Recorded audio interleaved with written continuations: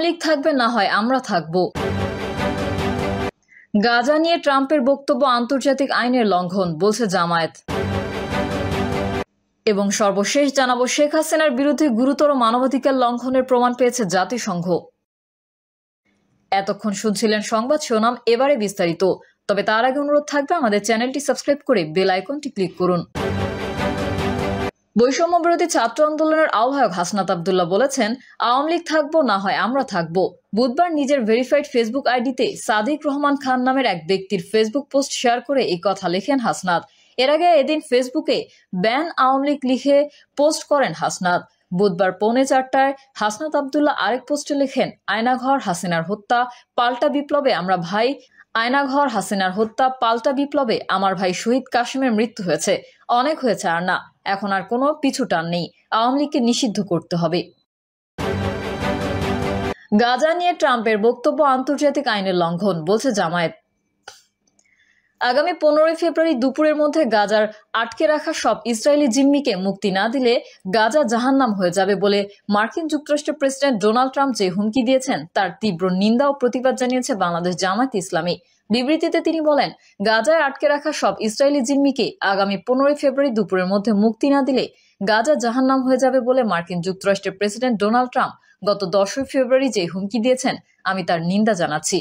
ইসরায়েলিরা গাজায় যুদ্ধবিরতির চুক্তির শর্ত লঙ্ঘন করার কারণেই হামাস বন্দী মুক্তি স্থগিত ঘোষণা করতে বাধ্য হয়েছে।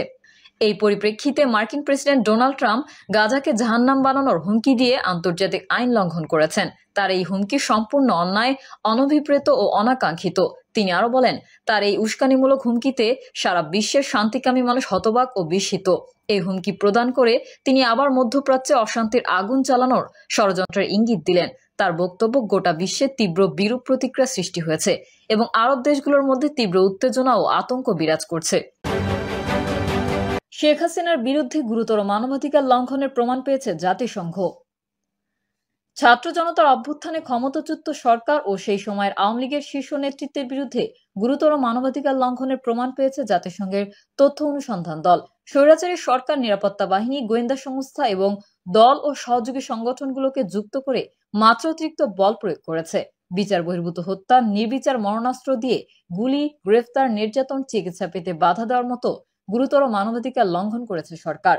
মূলত ক্ষমতায় টিকে থাকতে আন্দোলনকারীদের উপর মাত্রাতিরিক্ত বল প্রয়োগে সরাসরি নির্দেশ দিয়েছিলেন তৎকালীন প্রধানমন্ত্রী শেখ হাসিনা ও সাবেক স্বরাষ্ট্রমন্ত্রী আসাদুজ্জামান খান।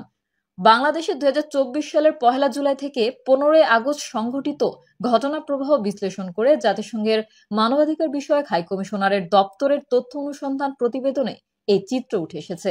105 পৃষ্ঠার এই প্রতিবেদনে ওই সময়ের নৃশংসতা ও মানবতা বিরোধী অপরাধের জন্য বিগত সরকার ও শাসক দল আওয়ামী লীগকে সরাসরি দায়ী করা হয়েছে। OHCHR এর তথ্য অনুসন্ধানে প্রতিবেদনটি বুধবার জেনেভা থেকে আনুষ্ঠানিকভাবে প্রকাশ করা হয়েছে। গত মাসের শেষ সপ্তাহে জাতিসংঘের মানবাধিকার কমিশন বাংলাদেশ সরকারের কাছে প্রতিবেদনের খসড়া দিয়েছিল। কোনো মতামত থাকলে তাতে যুক্ত করার জন্য সময়সীমা দেয় OHCHR। জাতিসংঘের তথ্য অনুসন্ধানী দল প্রতিবেদনটি তৈরির জন্য ঢাকা ছাড়াও চট্টগ্রাম, রংপুর, রাজশাহী, খুলনা, বগুড়া, সিলেট ও গাজীপুর এই 8 শহরে অনুসন্ধান চালায়। মূলত যেই শহরগুলোতে বেশি মাত্রায় বিক্ষোভ হয়েছিল সেই সব স্থানে গিয়ে সরেজমিনে কাজ করে জাতিসংঘের দলটি। প্রতিবেদন তৈরিতে অভ্যুত্থানে ক্ষতিগ্রস্ত ও ঘটনা প্রবাহের সাক্ষী ব্যক্তিদের নিয়ে 230টির বেশি সাক্ষাৎকার নেওয়া হয়। এছাড়া সরকার, নিরাপত্তা বাহিনী ও রাজনৈতিক ব্যক্তিদের আরো 36টি সাক্ষাৎকার নেওয়া হয়। এই 36 জনের মধ্যে সরকারের সাবেক ও বর্তমান কর্মকর্তারা আছেন, যারা ওই সময়ের ঘটনা প্রবাহ সম্পর্কে অবগত ছিলেন। প্রতিবেদনে বলা হয়েছে, আন্দোলনকারী ও বিরোধী মত দমনের কৌশল হিসেবে রাজনৈতিক নেতৃত্ব ও আইন শৃঙ্খলা রক্ষাকারী বাহিনীর সমন্বিত দিক নির্দেশনায় মানবতা বিরোধী এসব অপরাধের ঘটনা ঘটেছে। আন্দোলনের সময় প্রতিরক্ষা গোয়েন্দা পরিদপ্তর, জাতীয় নিরাপত্তা গোয়েন্দা সংস্থা, ন্যাশনাল টেলিকমিউনিকেশন মনিটরিং সেল, পুলিশের গোয়েন্দা বিভাগ, পুলিশের বিশেষ শাখা, counter terrorism and transnational crime ইউনিটের মতো সংস্থাগুলো আন্দোলনকারীদের সহিংসভাবে দমনের মাধ্যমে সরাসরি মানবাধিকার লঙ্ঘন করেছে। প্রতিবেদনে বলা হয়েছে, পুলিশ, আধা সামরিক বাহিনী ও গোয়েন্দা সংস্থাগুলোর শীর্ষ কর্মকর্তাদের সমন্বয়ে গঠিত কোর কমিটিকে নিয়ে বৈঠকে নিয়মিতভাবে সভাপতিত্ব করতেন তৎকালীন স্বরাষ্ট্রমন্ত্রী। কোর কমিটির বৈঠকে সামগ্রিক পদক্ষেপের কৌশলগত নির্দেশনার পাশাপাশি মাঠ পর্যায়ে বাহিনী মোতায়েন ও সুনির্দিষ্ট গুরুত্বপূর্ণ অভিযান নিয়ে আলোচনা হতো। এর পাশাপাশি সমন্বিতভাবে স্বরাষ্ট্রমন্ত্রীর সমন্বয় প্রক্রিয়ায় সম্পর্ক হিসেবে প্রধানমন্ত্রীর কার্যালয়েও এই প্রক্রিয়ায় সরাসরি যুক্ত ছিল। জুলাইয়ের মাঝামাঝি থেকে 5ই আগস্ট পর্যন্ত তৎকালীন প্রধানমন্ত্রী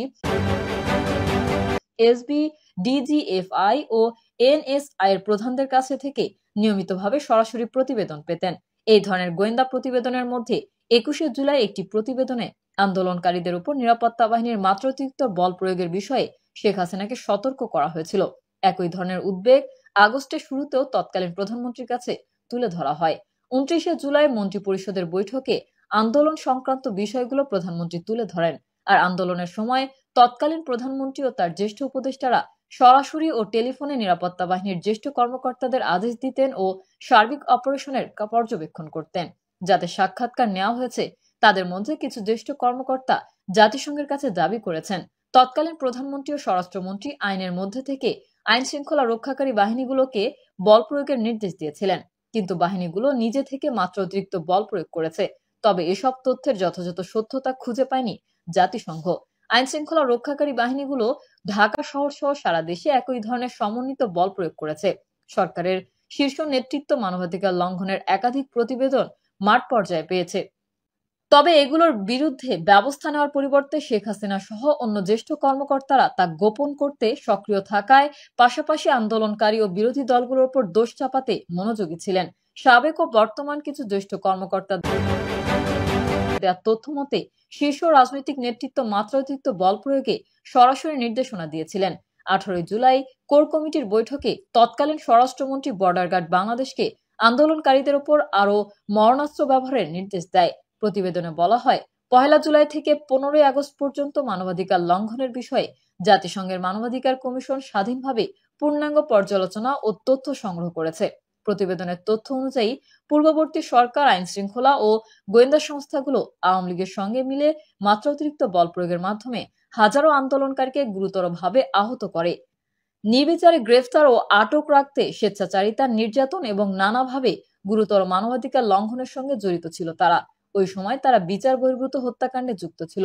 প্রতিবেদনে আরো বলা হয়েছে, তৎকালীন প্রধানমন্ত্রী, স্বরাষ্ট্রমন্ত্রী নিরাপত্তা ও গোয়েন্দা বাহিনীগুলোর সঙ্গে সমান্তরালভাবে গুরুতর মানবাধিকার লঙ্ঘনের ঘটনায় নেতৃত্ব দিয়েছেন। দুজনই নিয়মিত বিভিন্ন উৎস থেকে মাঠের চিত্র নিয়ে প্রতিবেদন পেতেন। মাত্রাতিরিক্ত বল প্রয়োগ নিয়ে উদ্বেগের বিষয়ে 21শে জুলাই ও আগস্টের শুরুতে তৎকালীন প্রধানমন্ত্রীর কাছে সুনির্দিষ্টভাবে প্রতিবেদন দেওয়া হয়েছিল। এরপরেও রাজনৈতিক নেতৃত্ব বিজিবি, র্যাব, ডিজিএফআই, পুলিশ, ডিবিকে বল প্রয়োগের সরাসরি আদেশ ও নির্দেশনা দিয়েছিলেন। 5 আগস্ট পর্যন্ত আওয়ামী লীগের পাশাপাশি